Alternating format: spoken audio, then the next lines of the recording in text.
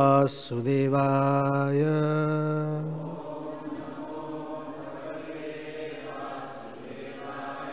Om Namo Bhagavate Vasudevaya.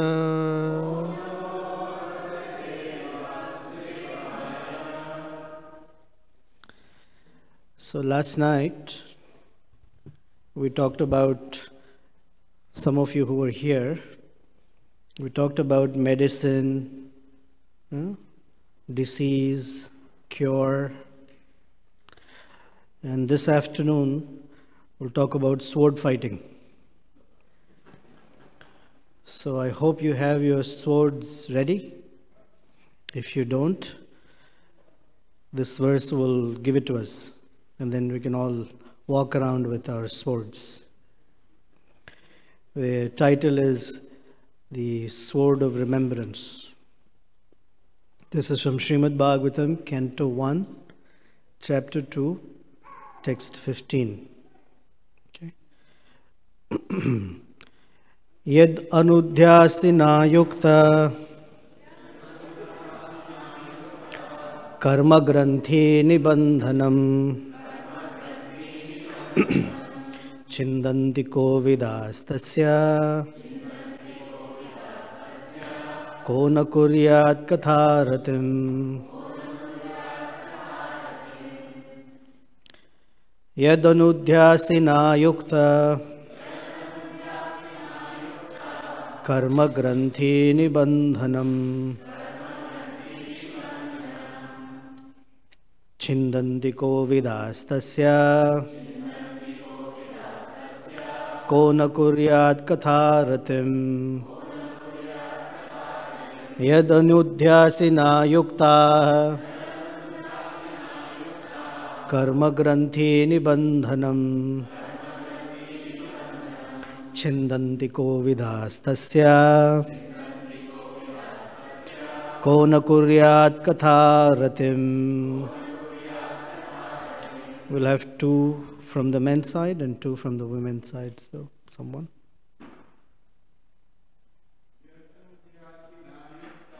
Yad anudhyasina yukta karma granthi nibandhanam chindanti kovidas tasya ko na kuryat katharatim.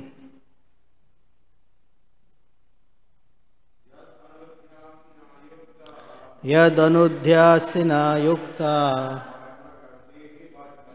karma granthi nibandhanam chindanti kovidas tasya ko na kuryat katharatim.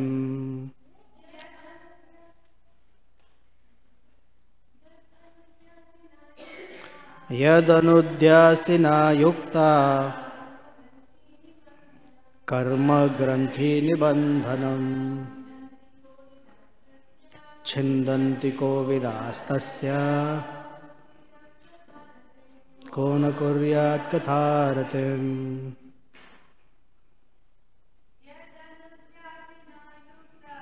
Yad anudhyasina yukta karma granthi nibandhanam chindanti kovidas tasya ko na kuryat katharatim. So traditionally we will do word for word translation and purport, but I am known to break the molds a little bit, so I'm going to change our format and I'm going to tell you a story. You okay with the story? You want philosophy or story?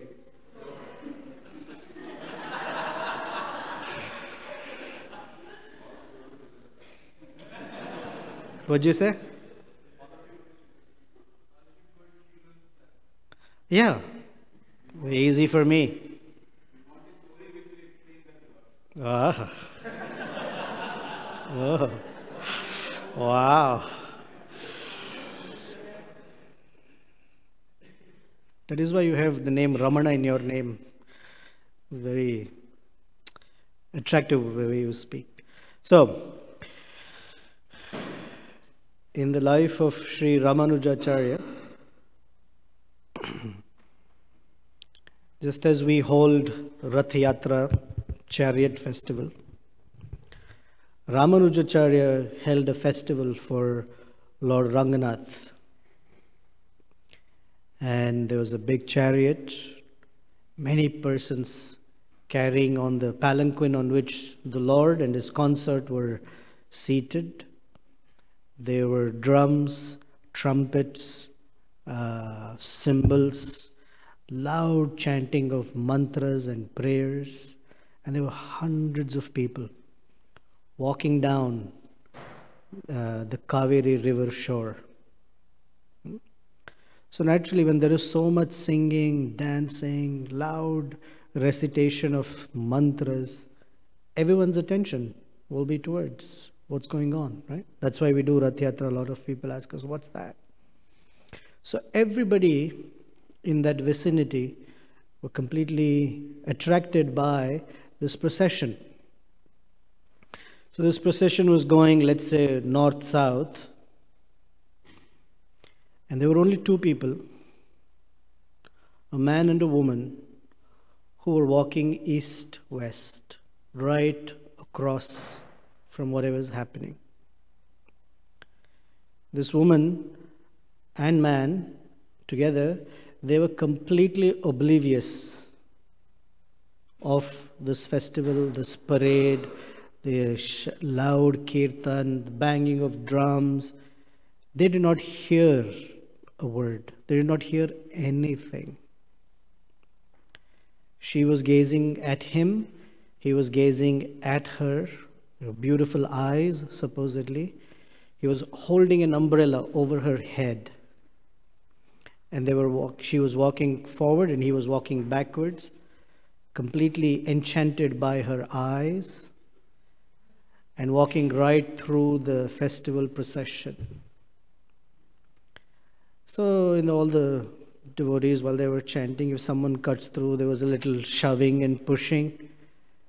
But these two did not even notice. They didn't even feel that someone had pushed them or shoved them. He was just completely enchanted by her eyes. So from afar, Ramanujacharya saw this. And he was pleasantly surprised. How is it possible that two people are completely in a world of their own? When such a big procession, such a big festival, there's so much clamor, there's so much of noise and sound and singing. They have not heard a word. People are pushing them and shoving them. They're not disturbed by it at all. And what is it that they're attracted? They're attracted to each other to such a degree that they're completely oblivious. How can someone be like that?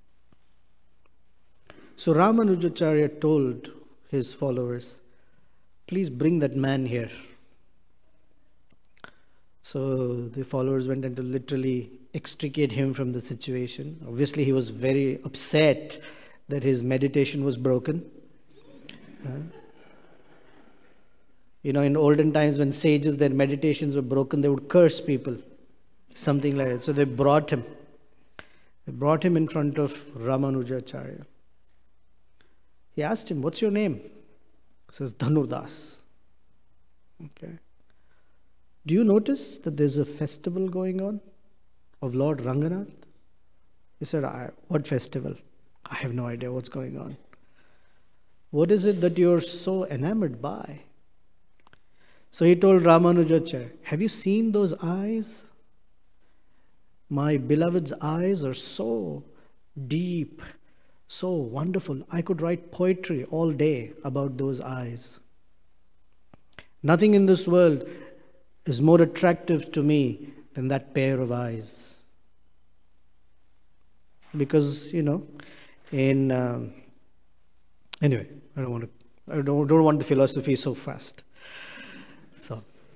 So Ramanujacharya asked him, if I show you a pair of eyes, more beautiful than this pair of eyes, what would you say? He said, not possible. There ain't no pair of eyes like this. He said, okay, how about I show you? All right, let's show it to me. So they blindfolded Dhanurdas and took him to the Ranganath temple. And in olden times, we don't have lights like this projected on the deities. It would be dark, and you would have to have the Arati lamp as they would wave the lamp around the deity, you would be able to see the different parts of the deity. And so the Arati begins with the feet. So when they brought Dhanurdas to the temple and opened his blindfold, and the pujari waved the lamp around the feet of Ranganath, and Ranganath is like this, right? Horizontal, lying down, Vishnu form. So from the feet to the navel to the face. And when the lamp was waved around the face of Lord Ranganath, Ranganath's eyes were so captivating that Dhanurdas broke down crying. And he said to Ramanujacharya, "You're right. I have not seen a pair of eyes better than this." And with the same attraction that I had for that pair of eyes, I want to dedicate my life to serving this pair of eyes. And he joined, or he became part of Ramanujacharya's entourage and became one of the shining examples of persons who dedicated their life in service of Guru and Ranganath. So that story has some connection here. So let's do word for word, and hopefully you'll see the connection. Maybe you can tell me what it is. Word for word. Yat, which. Anudhya, remembrance. Asina, sword. Yuktaha, being equipped with. Karma, reactionary work. Granthi, knot. Nibandhanam, internet. Not internet.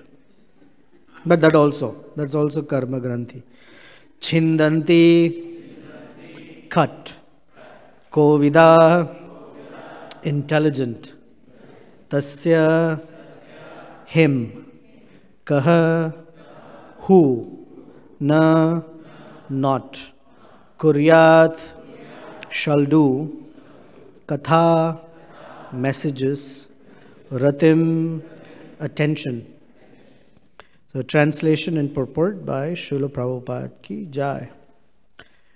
With sword in hand, intelligent men and women cut through the binding knots of reactionary work, karma, by remembering the personality of Godhead. Therefore, who will not pay attention to his message? So this is not a question. Who will pay attention? Who will not pay attention to his message? It's a rhetorical question, which means, duh, if you don't pay attention, it's obvious. Because there is something that happens.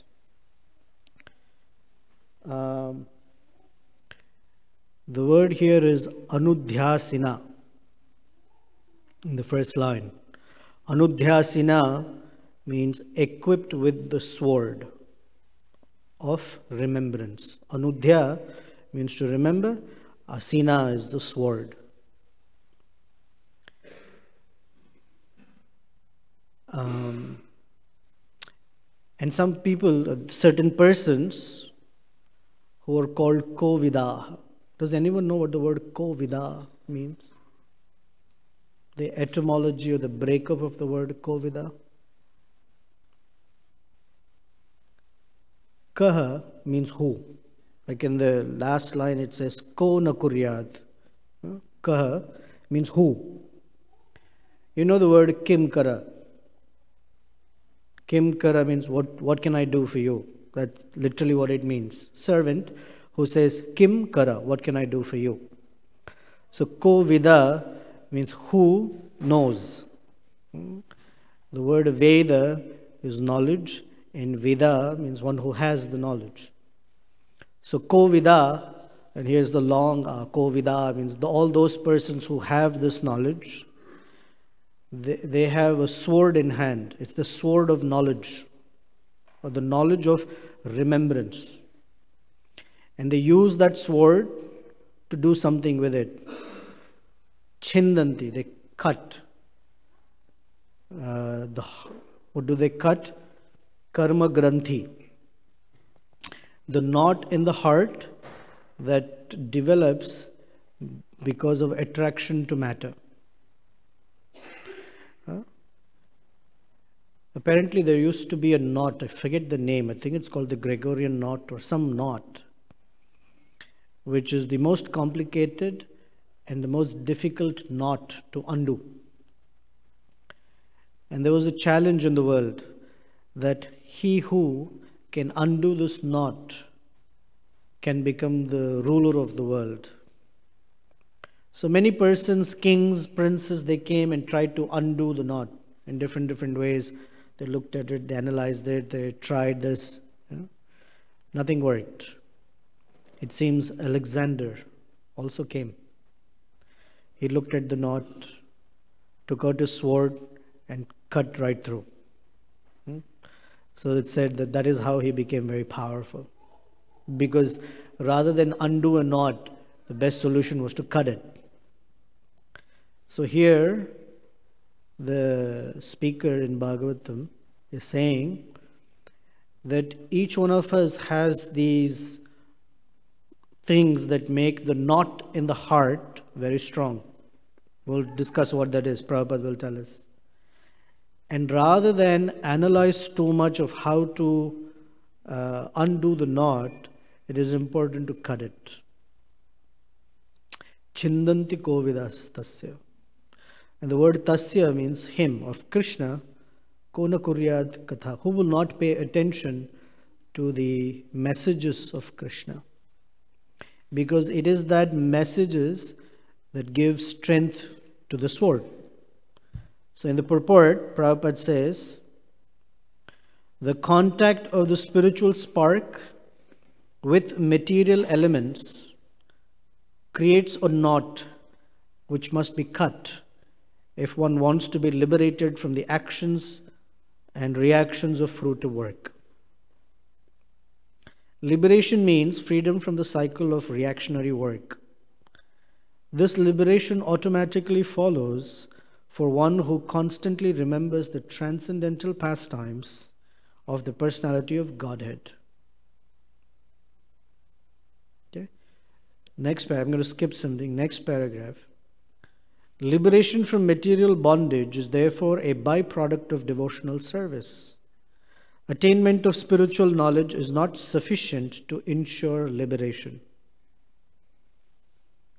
Such knowledge must be overcoated with devotional service so that ultimately the devotional service alone predominates. Then liberation is made possible. Even the reactionary work of the fruitive workers can lead one to liberation when it is overcoated with devotional service. Karma overcoated with devotional service is called karma yoga. Similarly, empirical knowledge overcoated with devotional service is called jnana yoga. But pure bhakti yoga is independent of such karma and jnana because it alone can not only endow one with liberation from conditional life, but also award one the transcendental loving service of the Lord. Therefore, any sensible man who is above the average man with a poor fund of knowledge must constantly remember the personality of Godhead by hearing about Him, by glorifying Him, by remembering Him, and by worshipping Him always. This is the previous verse. The Goswamis of Vrindavan, who were authorized by Sri Chaitanya Mahaprabhu to preach the Bhakti cult, rigidly followed this rule and made immense literatures of transcendental science for our benefit. They have chalked out ways for all classes of men in terms of the different castes and orders of life in pursuance of the teachings of Srimad Bhagavatam and similar other authoritative scriptures.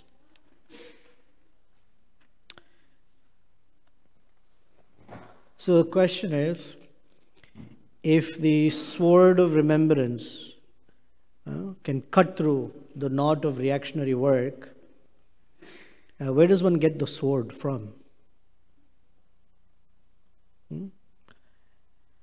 And also, where does one get the strength by which to cut that knot? So that's discussed in the verse previous to this and the verse after this.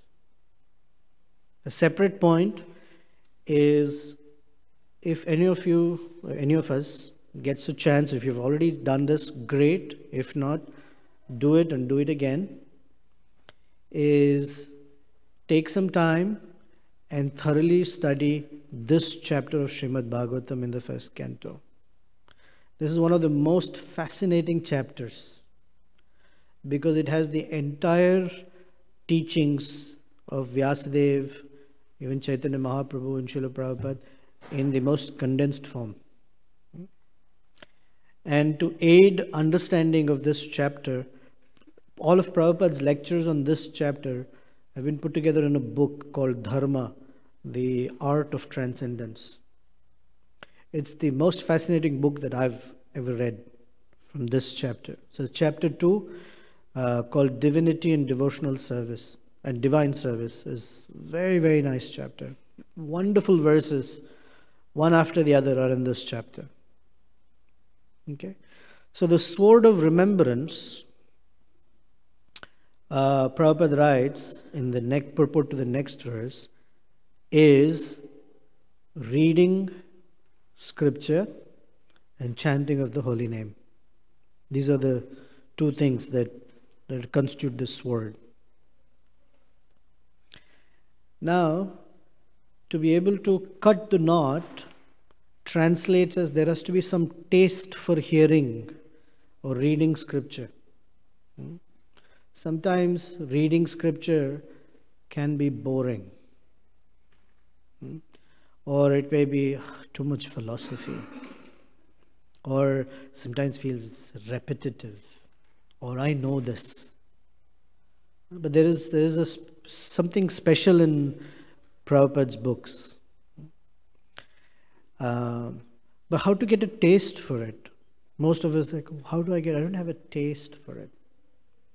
So the next few verses tell us how to cultivate this taste. And it's there in the first word of the next verse, verse number 16. It says, Shushrusho. The word Shushrushaya means one who is engaged in hearing. That's the literal meaning. Shusrushaya. Actually, one who's engaged in hearing implies one who's engaged in service. Because hearing is a service.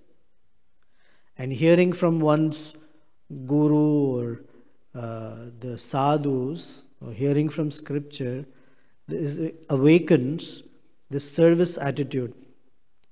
So another meaning of the word Shushrushaya is service attitude.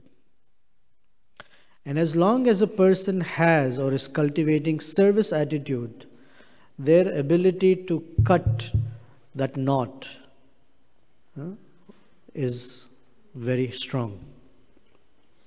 So we notice that service mentality is directly proportional to our ability to be detached from what here it says reactionary things. Reactionary work, the word used is karma, but reactionary work means whatever is the stimulus in the world, we have a reaction to it. For example, if there is money, almost everyone has some reaction to money. If there is insult or praise, we have certain reactions to that insult or the praise. We have certain reactions to profit or loss. We have certain reactions to victory or defeat. We have certain reactions to anger and etc. Or the stimuli for anger. Anger is a reaction. So in one sense, we are quite modeled, quite predictable. As soon as there is a stimulus, our reaction is quite predictable, depending upon how the modes of nature affect us. I'm sure you've heard of this little science experiment. Certain biologists and psychologists did. They had a little hamster put in a box. And on one end of the box, they cut open a small hole. And actually, the hamster would put his nose out because they wanted to find out what's going on out there. So they would feed the hamster a little piece of cheese. So the hamster became conditioned that every time he puts his nose out, he gets a little piece of cheese. Then they cut out another hole in the same side of the box. So the hamster naturally is curious. The second hole thinks this cheese. And when he would put his nose out there, there had a little electric wire that would zap the hamster. Okay? So the hamster figured out, if I put my nose out of this hole, I get a zap. If I put a nose out of this hole, I get some cheese. But scientists are not so straightforward, so they wanted to mix it up to see how things are. So they started to change the pattern. So at random, regardless of which of the holes the hamster would come out of, they would either feed a piece of cheese or a little zap. So that really messed with the hamster's brain. And now it's not predictable. So the hamster sat in his little box, ran a computer model to predict what is the probability that he can maximize cheese and minimize the zap. Ran the model, put the little nose out, bzz, got a zap. It's like, okay, I need to refine my model now, fine-tune my model. So while they were doing this, the third stage of the experiment was that the opposite side of the box, opposite from where the holes are, they completely opened the box. So rational thinking for us will say, we'll run away there, the hamster will leave the box. You know what they found? Hamster doesn't leave the box. He's still going through the holes, figuring out where will he get the cheese from. So in that way, the Srimad Bhagavatam and this process of devotional service is freedom from this reactionary work. That side of the box is open for us. But we are little hamsters because we're conditioned to reactionary work. We still are trying to maximize within this framework how we get what we're looking for. Although we're looking for freedom, no one wants to be in a box. But within the box, a little piece of cheese at this point is more attractive. And when you get the zap, we rationalize it by no pain, no gain. You have to work hard in life. Sometimes you get disappointment, but this is what we're supposed to do. This is called bound by reactionary work. This is called karma granthi. And interestingly, scripture is also called grantha. Grantha or granthi, both mean the same. Grantha means to knot, to tie a knot. And scripture is also called grantha. So there are two different types of knots. Karma grantha or karma granthi means the knot of reactionary work. And this scripture is meant to tie us in a knot of service to Krishna. We want this knot. So if you noticed in spiritual life, we are in an ocean of birth and death. Agreed? Samsara Sagara. Correct? We ask Krishna, please remove me from this ocean. So Krishna removes us from this ocean, and guess where he puts us? Where does he put us? In the ocean of bliss. So we're from this ocean to that ocean. Similarly, we want to go from this knot to that knot. We want to go from the knot of reactionary work to the knot of devotional service. Tightly bound. Prabhupada uses the word bound up. Bound up in devotional service. So there's, in that sense, it's not like freedom per se, but that knot is liberating, and this knot is binding. So this word Shushrushraya then is the beginning. It's the entrance into getting the sword and being able to have the strength to cut it. So the service attitude gives us the sword, and hearing Krishna Katha in the association of devotees sharpens the sword. Because if you have a sword that's not sharp, you can bang at that knot as much as you want and hit it, and nothing's going to happen. You need the sword to be sharp. So sharpening the sword is hearing every day. Every day. So that word anudhya, dhya means to remember, used from dhyana. Prabhupada says the word anu has two meanings. Anu means to follow in the footsteps of the previous acharyas. So when we're supposed to remember Krishna. So the question was, how do I remember Krishna? Then Rupa Goswami's answer is, if you follow the rules and regulations of Vaidhi Bhakti, remembrance of Krishna, Prabhupada writes, is automatic. It follows. So we wonder, why am I following all these rules? So many rounds, or sit this way, stand that way, pray this way. There are rules for this, like we heard this morning. And these rules are meant to bring about a remembrance of Krishna. And we do it the way our previous acharyas did. We don't create our own methodology. So that's the one meaning of the word anu. Another meaning of the word anu means repetitively, repeatedly. Like we hear the word anudinam. Somewhere in Nectar of Instruction, there is this word anudinam. When Rupa Goswami is telling us about chanting of the holy name, he says that everyone in the conditioned state is suffering from the jaundice of illusion or ignorance. And the cure for jaundice is regular, small doses of sugar or sugar cane. So that small doses over time cures the liver from jaundice. So Rupa Goswami says, Anudinam kintu adarat. Every day or day by day, with respect or with regard for the holy name, one should chant.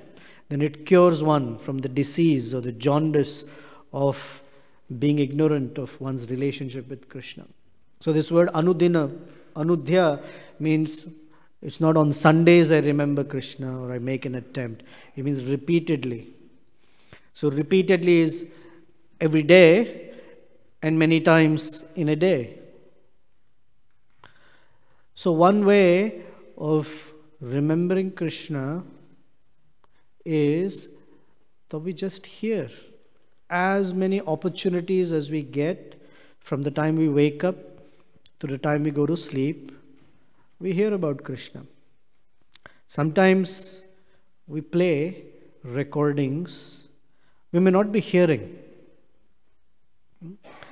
In one sense, as long as that's playing, that's still okay because something will stick somewhere. And over time, little bits of what sticks helps. This is the Ayurveda principle. I told this last time.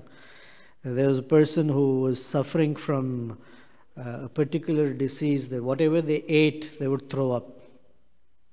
They just could not keep the food within. So they came to a doctor, Ayurveda doctor. And so the Ayurveda doctor said, okay, for the next 1 month, every day, you should have 100 ml of ghee. You should drink it. That's a lot, by the way, but you should drink that ghee. Come back and see me in a month. He came back 1 month later. So how are things? I don't know, I told you I cannot take anything inside. You're asking me to drink ghee. I threw up not only the food, but the ghee also. Doctor said, very good. Now 1 more month, another 100 ml every day. Are you serious? I'm throwing it out. No, just take it. He did the same thing. Came back a month later. How are things? I've been throwing up everything. Oh, very good. 1 more month, do the same. He came back the 3rd month. The doctor asked him, so how are you doing? He said, no problem. I'm cured. No issues. So he asked the doctor, can you please tell me, when I'm telling you that I'm throwing everything up, why did you ask me to drink ghee, even when you know I was throwing the ghee up? The doctor said, basically within your body there is a shortage of ghee. And when you took 100 ml and you threw up, about 3 or 4 ml of ghee was stuck within. So it took 3 months for it to accrue to sufficient level that your health was restored. Although you were throwing up, still there was little that was remaining within. Something was sticking. So this is the habit. We may play Prabhupada's or Guru's, Sadhu's recordings. Sometimes we may not hear, it just goes on. That's all right. Just that sound vibration is very, very important. Something will stick. And it will stick for sure. It may stick little, sometimes a lot, whatever, but it will stick. That is the potency of this Katha Ratim. This Katha, Krishna's Katha has certain potency. It is a vibration that's very attractive. So, we are asked to make a habit to constantly hear Krishna Katha. So there may be certain pastimes that are attractive to you. For some it may be this canto, maybe that canto, it may be this scripture, maybe that scripture, it may be this devotee, maybe that devotee. Someone just likes to hear Prabhupada Katha. Fantastic. Someone just likes to hear from certain sections of the Bhagavatam. Someone likes to hear Ramayana. Someone likes to hear Chaitanya Mahaprabhu's pastimes. Whatever it is, just keep on hearing. That is the way to sharpen the sword.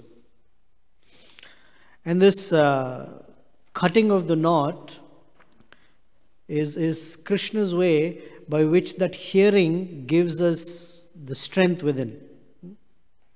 I'll tell you another story. Many of us know this story of a king called Rahugana. Rahugana was a very, very powerful king. One day he was traveling from one place to another place, and he was being carried by 4 palanquin carriers, very strong people. So while they were going, one of the palanquin carriers had to be released from his shift. Something happened to him. So they had to find a 4th person immediately because the king's palanquin had to go. So when they looked, they found one fellow. He looked completely tattered. I'm sorry to say, he looked almost retarded. And he was physically looked strong looking, but didn't seem to be as if any lights were on at all. So they said, well, what to do? Sometimes we find people for service like that. It has to be done. Just bring them and hold on the palanquin. Just walk from here to there. They were walking. The King Rahugana suddenly felt his whole palanquin jolted. It was not a smooth ride. the shock absorbers were not well. So he looked out and said, "What's going on?" So the king's servant said, "I'm so sorry, let me find out." And they found out that this guy that they found, his name was Bharat, Jada. They called him Jada Bharat. Jada because he was dull. They said, "He's not walking in rhythm." Huh? So they warned him, "Hey, please do it properly. The king is upset. You're messing his nice smooth ride." So then they went forward. A few minutes later, again, the king gets a jolt. He becomes very upset. He says, "Who is this rascal who found a complete misfit and idiotic person for this service? Call him here. He needs, a strong lesson." And the king told him, "You better do your service properly. Otherwise, you see this stick in my hand, I'm going to whip you with it. I'm going to whip you so hard till you die." And this person, Jada Bharat, let's say he was almost 30, 40 years old. And until the time in his life, for 40 years, he had not spoken a word at all. In fact, people thought he was mute, he was dumb. As a child, he never cried. As a youngster, he never yelled or shouted or played or cried, nothing. Never spoke a word. His brothers bullied him. He never protested. Until he came to the service of the king. Just before that, he was caught by a few bandits and he was ambushed. They had incarcerated him, put his head on the chopping block, and they were about to cut off his neck as an offering to goddess Kali. And he didn't say a word of protest, didn't say anything. In 40 years of life, not a word came out of his mouth. But when King Rahugana said, "I'm going to whip you so hard till you die," this Jada Bharat told him, "You think you're a king, and you think I'm your servant, and that is the arrogance with which you speak." Now the king got a real jolt, more than the actual shaking of the palanquin, because he never could fathom how from such a person's mouth such profound words could come out. So he looked at him. And then Jada Bharat said, "Neither you nor I are those bodies. But because we have this body, we think, I am the king, you are the servant. I am the master, and you're supposed to do as I tell you."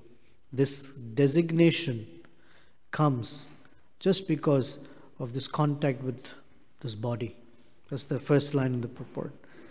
Rahugana's head went for a spin. But you see, what Jada Bharat did was more than give Rahugana the sword, he took the sword and cut off the knot in Rahugana's heart. The power of such message is, although very simple truth, but very powerful.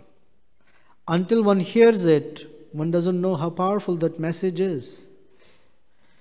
That completely changed Rahugana's life, that he jumped out of the palanquin and fell at Jada Bharat's feet, clasped his feet and told him, "Please, educate me, instruct me. I accept you as my spiritual master." This is the power of hearing.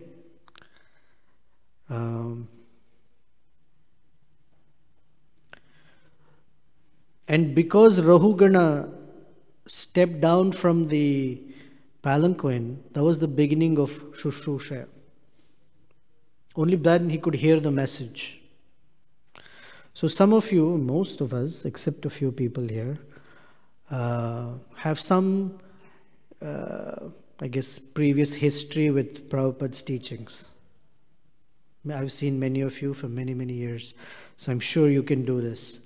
I would like you to get in pairs and come up with 5 examples where a person's, this karma granthi, this knot of reactionary work was cut off by hearing either from Krishna directly or through Krishna's agent. That message brought transformation in their life. 5 examples. I'm sure you can come up in 5 minutes.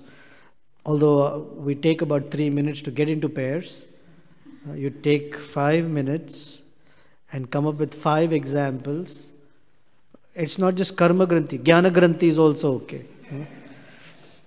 Sometimes empirical knowledge also holds a person from seeing Krishna properly. So you know the exercise, what you have to do? 5 examples of transformation by hearing, where the knot in the heart was cut off just by hearing Krishna Katha. So Dhanurdas I already gave you. Rahugana and I already gave you. Come up with 5 more examples. Your time started 5 seconds ago. And if you are new, don't know, find a person who looks seasoned.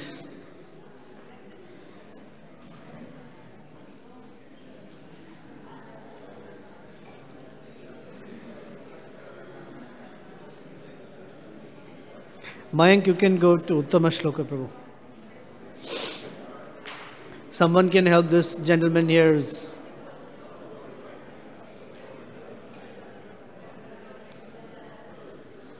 5 examples of where someone heard Krishna Katha and their reactionary knot was cut off. They had a transformation by hearing.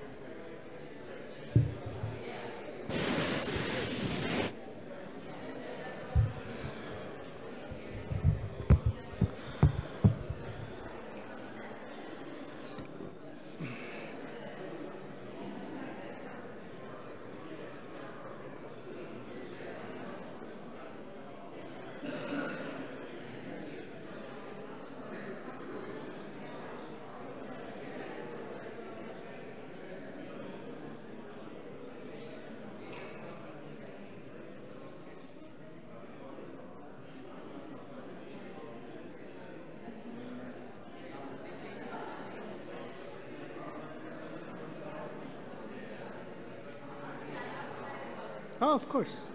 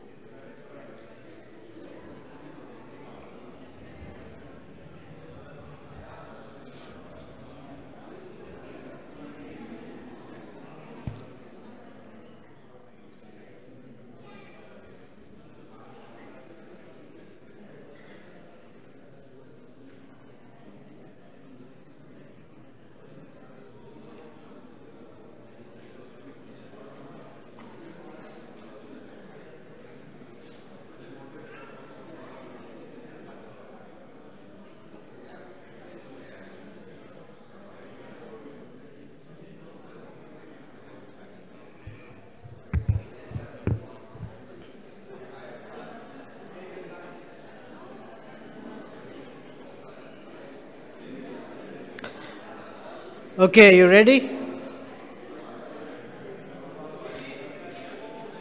Huh? You got one. Wow. Okay.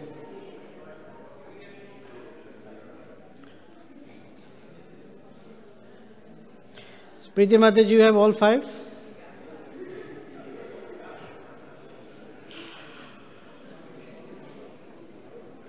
Ready? All right. Okay, 1 more minute and then we'll hear what you got.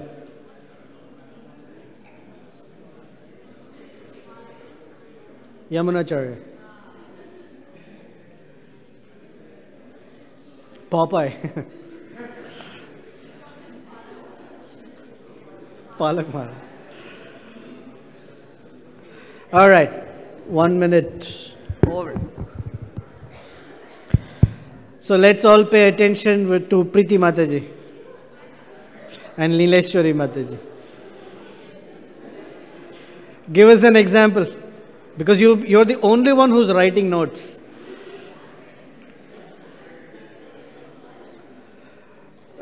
Hare Krishna. You have to repeat what Preeti Mataji says, because let's see, bring out that voice.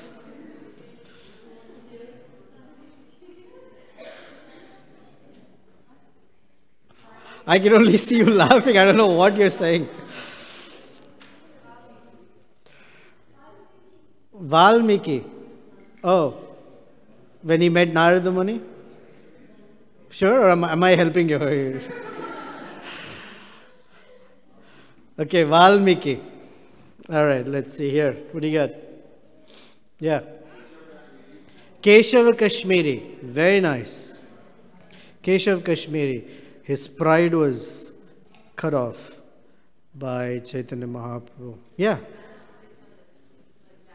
Say it, doesn't matter. 1 second.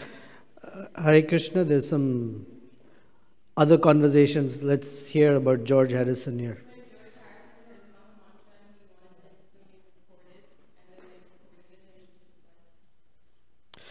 Yeah, you could say. However, usually the transformation is from absolutely no attraction to becoming very attracted. George Harrison was, in one sense, already attracted. He just had to find the right person. But thank you for making an attempt. Arjuna, yeah. That was from last night's verse. He didn't want to fight, but he heard directly from Krishna and there was a transformation. Okay, very good. Dhritarashtra and Vidura. Vidura was the agent that brought a change in Dhritarashtra. Okay, anyone else? All right. Although Vyasa, we can't say we had a transformation per se. That's a little sketchy. Vyasa's, it was more, we can say refined, but you cannot say it was a transformation. Just throw some names out. Come on. Sri Gauranga and Jagai Madhai. Okay, introductions are over. What were you saying? That was a joke. Yes, Jagai and Bilva Mangal Thakur. Hey, actually, that was the story I was going to narrate after this. So Jagai and Madhai, by the contact with Lord Nityänanda, there was transformation. The Bilva Mangal Thakur. Prostitute who heard Haridas Thakur's chanting. Very nice. Dasharatha and Shravan Kumar.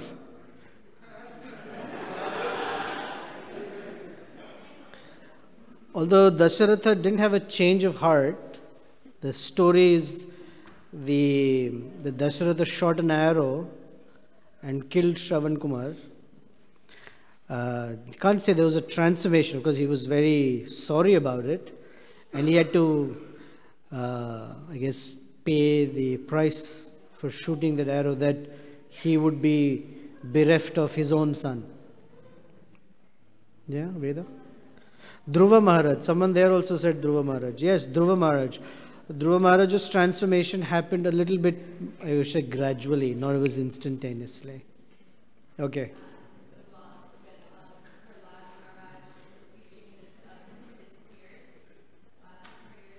Yeah, Prahlad Maharaj teaching his peers. Very good. Way back there.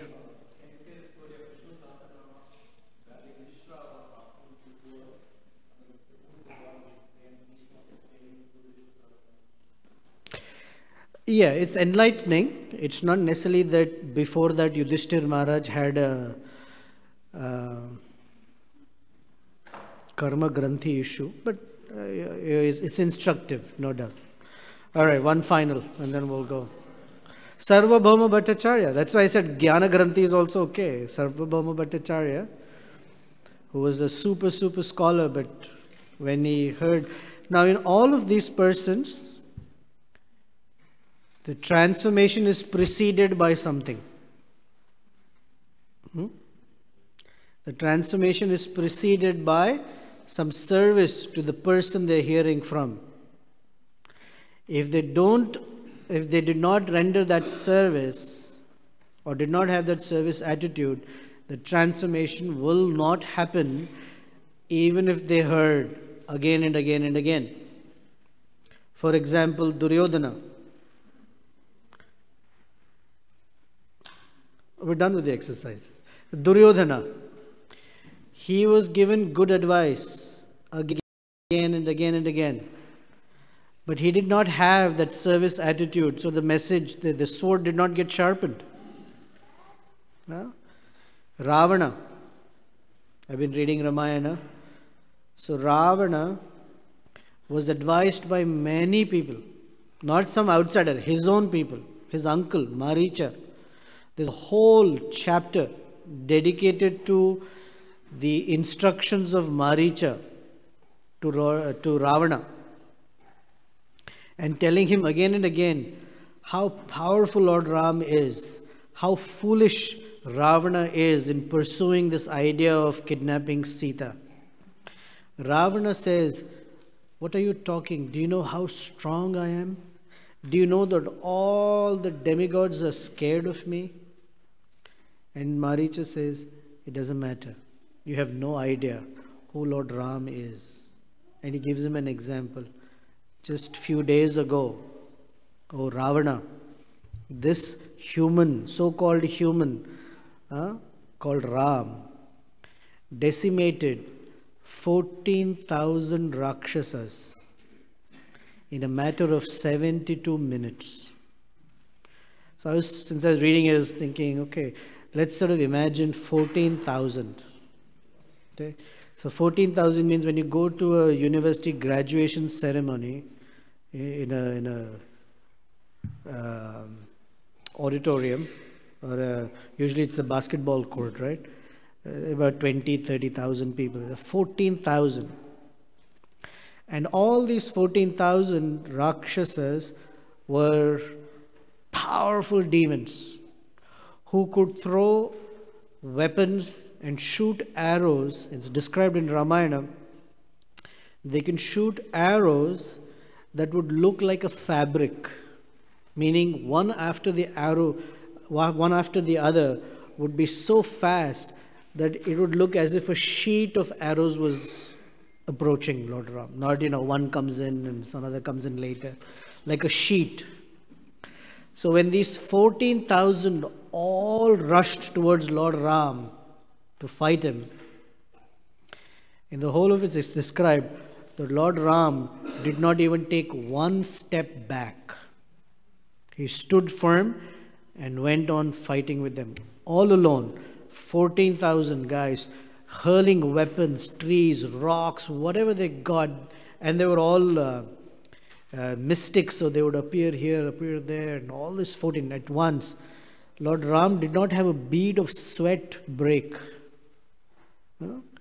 And he shot arrows back and killed all of them in a matter of 72 minutes. When Ravana hears this, he says, "They're all not so powerful Rakshasas. I can do it. Nobody's going to attack me."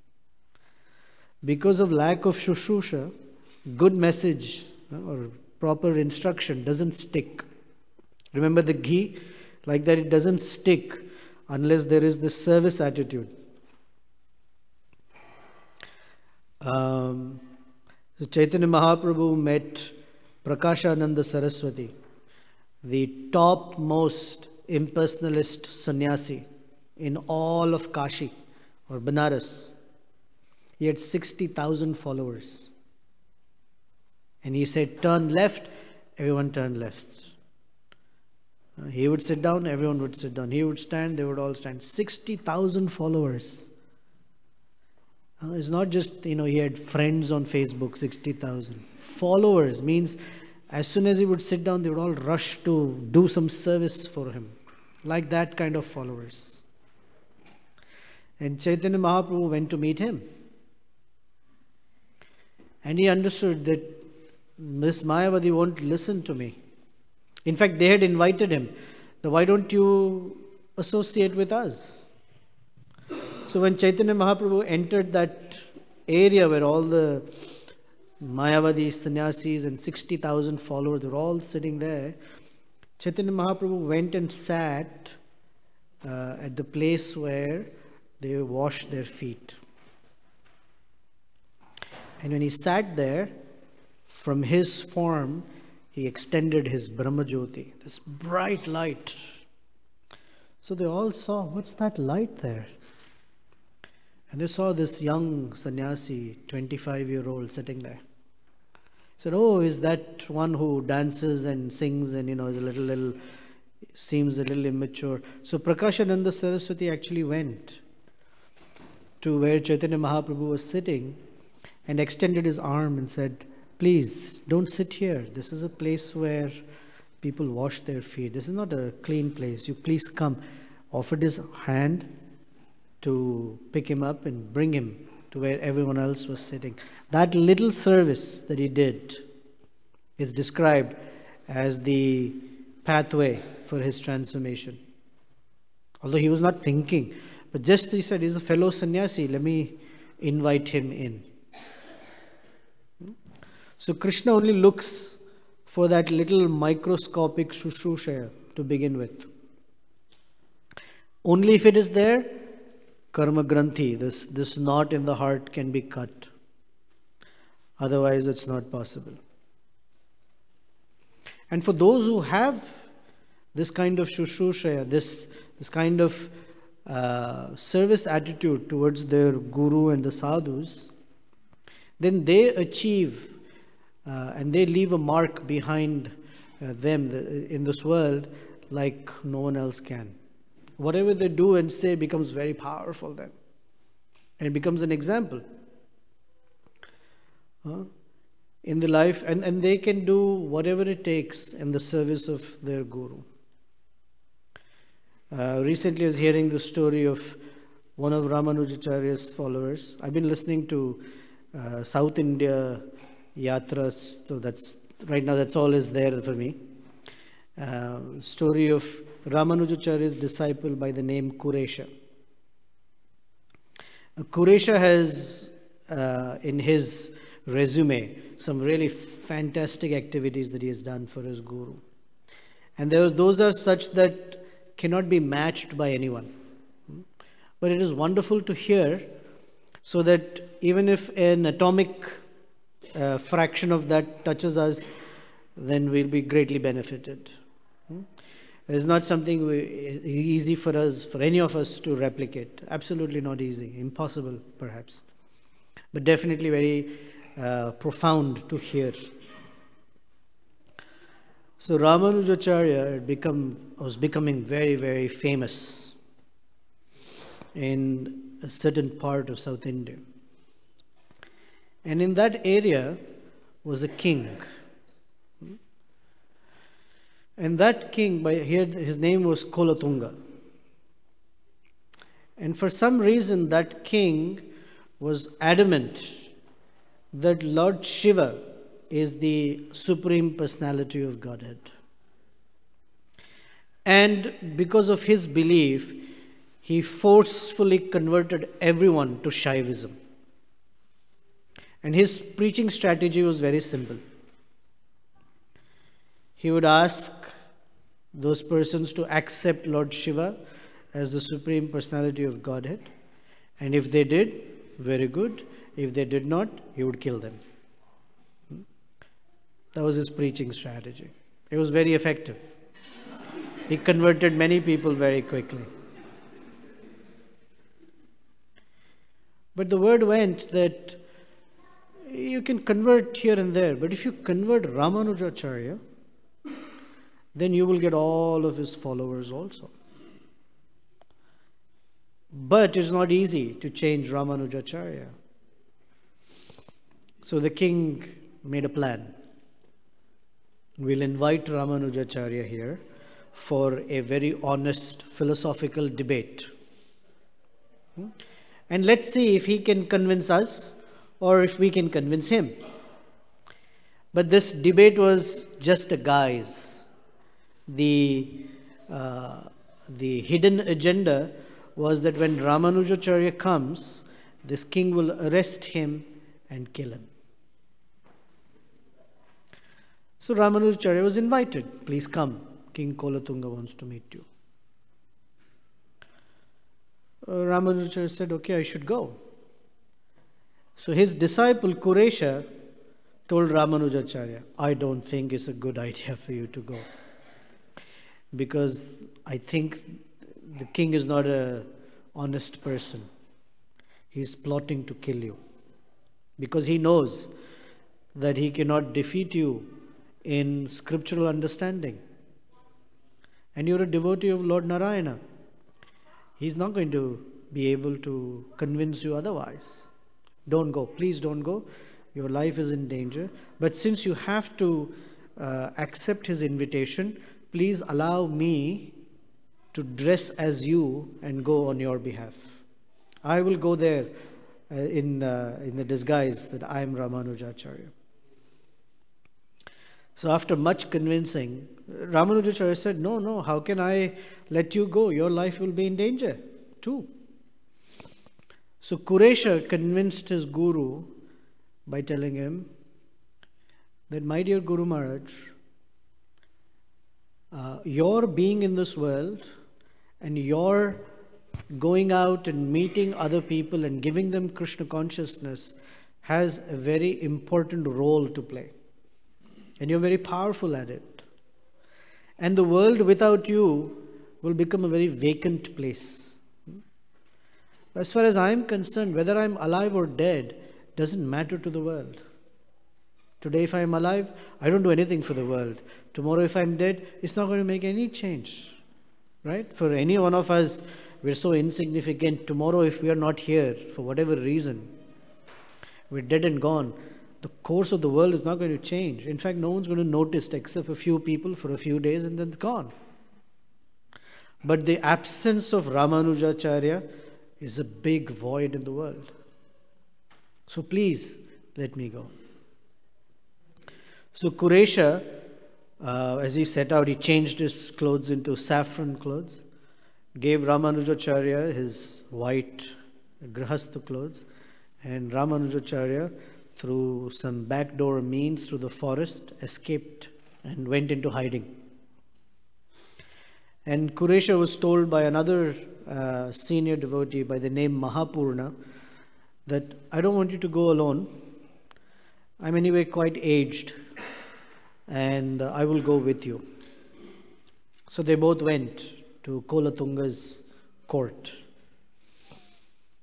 And Kolatunga and his scholars had a lot of debate with Kuresha, thinking that he's King Kolatunga had never seen Ramanujacharya, so he assumed Kuresha is Ramanujacharya.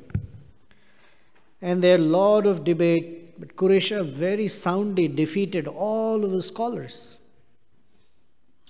So finally the king said, all right, I have one final way of convincing you. On this sheet of paper, I want you to sign your name that you accept Lord Shiva as the Supreme Personality of Godhead. And if you don't, I will pluck your eyes out. And Kuresha took that sheet of paper and wrote the 8-syllable mantra, Om Namo Narayanaya, on it and gave it back to him. King Kolatunga became so angry because, part of it is not just that Kuresha disagreed, but if the king now knows that others can also defy him, then the king is insecure. So he called his followers and told them that these two persons, Ramanuja and his associate, you take hot iron shears, spikes, and burn their eyes out. And so they did. And in that severe pain, Kuresha was loudly crying out. And guess what he was crying out? Oh Lord Narayana, please don't punish these two people who are blowing our eyes out.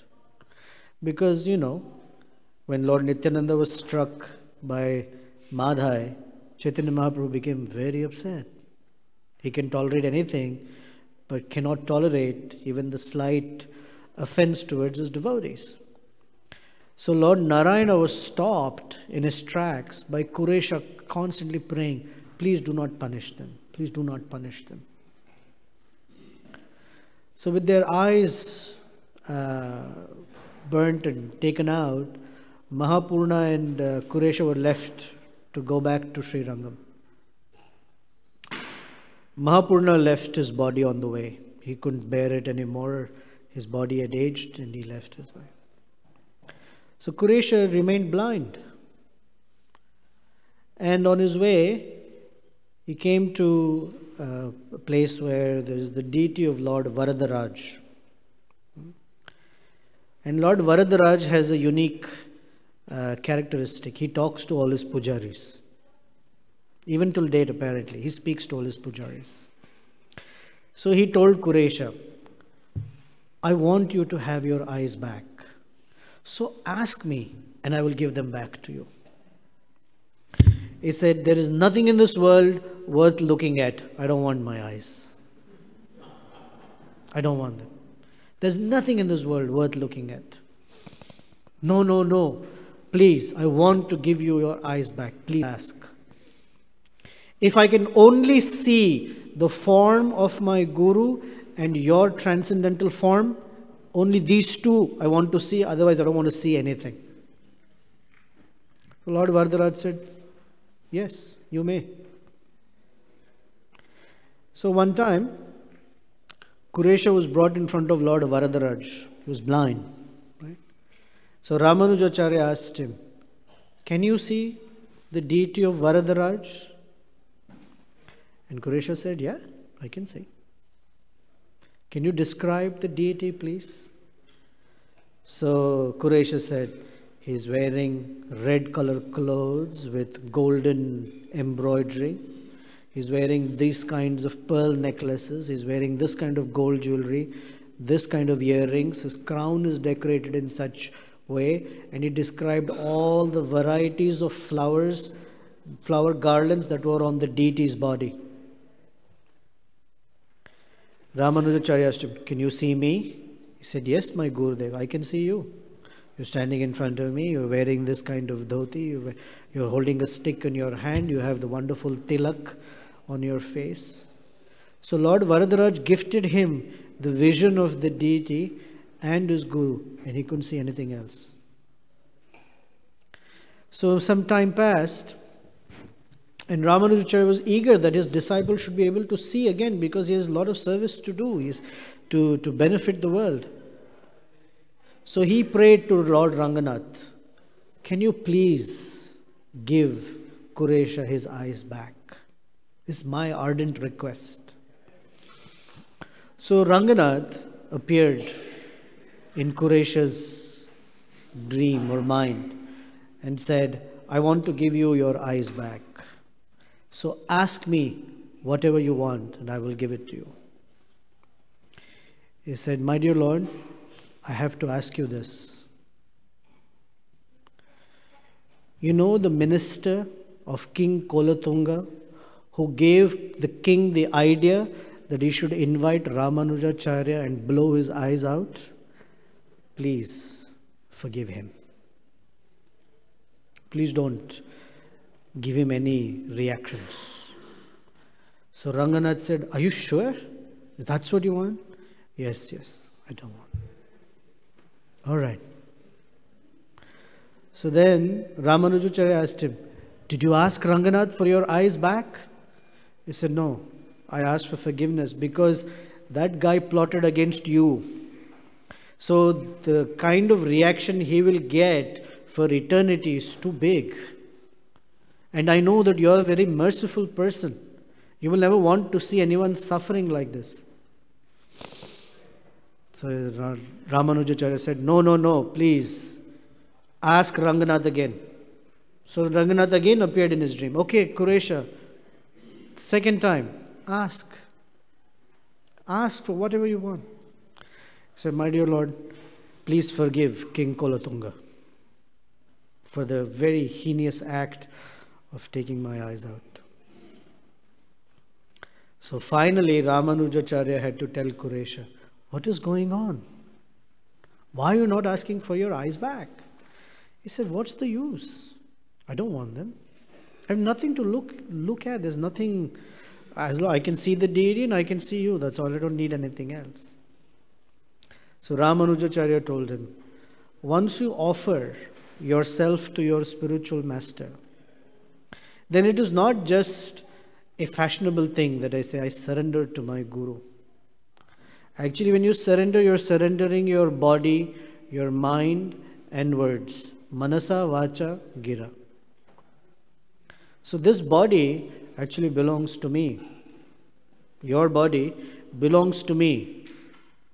And I want the eyes back. It's an instruction to you. So I said, if you instruct, I will ask for back. And immediately, next time, when Ranganath appeared, Kuresha's vision was completely restored. So Shushrusheya has a very, very powerful potency in it. And Bhagavatam begins with Shushrusheya Shraddhadhanasya Vasudeva Katharuchi Syan Mahat Sevaya Vipra. He says, when you serve the great persons and hear from them with faith, then it brings wonders in one's life. And that wonder is that the sword of remembrance becomes sharpened. And one can remember Krishna very easily. Otherwise, our mind is filled with other things. The basic thing is, we only remember what we are attracted to. Right? If you are attracted to some gadget, we're constantly remembering, where did I keep it? Is it there? Is it charged? Is it this? Where did I leave? Try not to, wherever you go, say, I should take my gadget with me. We remember whatever we are attracted to. So if you are attracted to Krishna, then remembrance is not something you have to try at it. It just happens. They say bhavati, it happens. So this becoming attracted to then is through the means of service. Shushrusha, service to one's guru and the Vaishnavas. That's the only way to remember Krishna. It's not some other skill that you have to try and then one day remember. It's not like that. We hear Krishna Katha, we remember Krishna. Okay. Any questions, comments? I was going to tell you the story of Bilva Mangal Thakur, but I want to leave some time for any comments or questions. Any experience you've had like that? Mukunda? No, not experience. You want to say something? Hare Krishna. Thank you. I was just thinking, is there any difference, is there any like prioritization that we should place on hearing topics like maybe that are considered more peripheral, like Jiva Tattva or Maya Tattva versus pure like Krishna Leela? Is there any prioritization there? Not necessarily. Hearing the words from the Parampara, because they're all Krishna Katha in one sense, although within that there is variety. But if you notice in the Bhagavatam, when Uddhava meets Krishna, when Vidura meets Maitreya, when Devahuti is hearing from Lord Kapila, and there are other instances. The very first question, later when what is that, one of the Chiranjivas who lives for so many yuga cycles? Markandeya Rishi, when he meets Naranarayana, the very first question they ask is, how does your Maya Shakti work? How does it entangle the living entity? So that's part of Krishna's Leela in one sense. So whether, my very dear friend Jagadananda Prabhu, he would often say, every time, I remember many times he would say, okay, where would we read from? And he would say, it doesn't matter where you bite the mango. It is always sweet. It's like that. It doesn't matter whether it is this one, that one. It's always sweet. When it is done in context with appreciating Krishna. There are persons who speak about Maya and karma without Krishna in the picture. Then it is dry. But the appreciation for Krishna, then yeah, it's very sweet. I'm of the proponent that find the easiest path. So if certain pastimes of Krishna are very attracting, for whatever reason, we may not know the deep philosophical import, doesn't matter. If that's attracting, do that. But hearing, that's the most important thing. Yeah? Anything else? Any other comments? Online. Okay, let's see if... Yeah, Mukund, before we take online, let's... My gosh, I just had it. So when we are, let me think. Actually, I wrote it down. Let me see.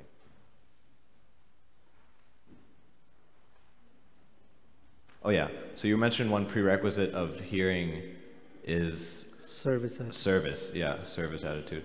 So how important is actual faith in what we're hearing? Like, for example, reading Srimad Bhagavatam, how important is it to believe what we're reading is true? Or, I'm of the opinion that Krishna is the expert at messing with our minds, our brains. And whatever he does somehow always is outside our reach of our mind and intelligence. So he constantly challenges us. It's not like everything we read in the Bhagavatam we say, I understand, makes sense. Right? There are hundreds of thousands of sages sitting, no microphone, loudspeaker. He's speaking, everyone is hearing. And we say, I'm sure there was one guy somewhere there who couldn't hear Sutta Goswami speaking because it was just too far away. Okay? And when he went home and they asked him, what did you hear? He said, I'm not sure 18,000 verses. I remember 4 or 5. It's like, I couldn't hear so well. It's not like that. Or whatever. Certain things are so grandiose. Certain things are so like, wow, it's really Jambu tree that is, hundreds of yojanas long. And so take or grasp whatever is within reach that makes rational sense. Actually, I had a whole essay that I was going to write on being rational and what does rationality mean. If you don't mind, I'll say it for a couple of minutes. Generally, when we talk to people and someone says something, we say, come on, that's not rational, right? It's a standard, or it's a, reason does not allow for me to accept this. It's not reasonable. So rationality and reason are relative things. What is rational for you may not be rational for me. Okay? So what it means is that rationality and reason are an individual's equipment to grasp knowledge of this world. So what I can explain, I call it rational. What I cannot explain, I say is not rational. Someone else can explain and it is rational to them. Right? So Bhagavatam, when Suta Goswami and all them are speaking, Parikshit Maharaj is hearing, his questions are very different. He's not saying, I'm not sure if I can believe that one. Because his concept of rationality is very different. And we as the readers of Bhagavatam, our rationality is bounded. It has some limit. So how do you grow that limit? And that limit is extended by Krishna's mercy. Right? That's why Arjuna says in the 11th chapter, please give me the divine eyes by which I can see you. So that mercy has to descend. And for that mercy to descend, Shushrusheya, I may not have the full faith, but I have the service attitude that because it is coming from this authoritative source, I will at least hear it. That opens the door for that limit of rationality to extend. For many of us, before we met Prabhupada's teachings, even to be told that there is a soul that exists within. I'm sure we heard, because some of us have come from different backgrounds where the concept of soul was there.